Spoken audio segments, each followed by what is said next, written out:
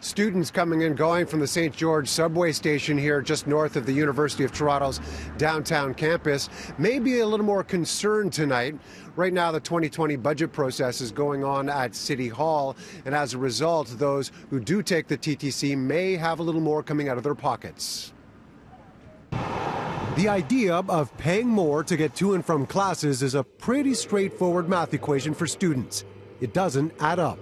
That's a lot. Yeah, I think for students especially, because we're already spending so much money on tuition and books and stuff, it's kind of ridiculous. No, scandalous. I hope that they don't, because it's already pretty expensive to take the TTC. As the 2020 budget process plugs along at City Hall, student leaders showed up to let officials know a proposed increase to the cost of transit for students has a much bigger impact. We have seen a massive increase to use of food banks, student aid, and other forms of social assistance this year due to decisions that the governments have made without consulting students. The youth TTC fare, as it stands, is $122.45. The proposed new rate approved by the TTC board last month is $128.15, an increase of $5.70 every month. The students stepping up in protest have the support of a few councillors in the process. This new student fare is completely unfair to students who can least afford it. We're putting the burden of funding transit on the backs of our kids.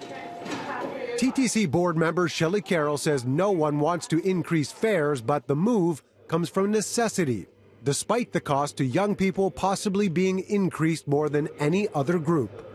We did need to generate the ability to have this new low-income pass. So many youth in Toronto qualify for that pass, and it's simply a matter of applying for it. The TTC introduced the Fair Pass system for low-income riders in 2018. It was set up for adults receiving Ontario Disability Support, Ontario Works Assistance, or a child care fee subsidy. According to the city's website, the discount youth, students, and seniors already receive precludes them from the Fair Pass system. When you're asking students to pay close to $560 a year, they're going to see that and go, I don't need to pay that because I can walk to school, or I can dodge fare and get on the streetcar, or I can do this or do that. Or they'll cheat and say that they're under 19 so they can use the high school fare. Cheating the transit system, already a touchy subject with the TTC.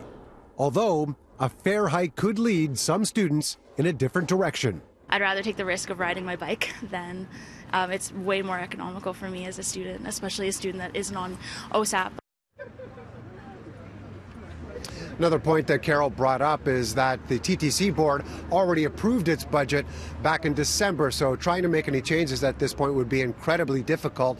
The entire budget still has to go to City Council in the next little while and could potentially halt the entire process.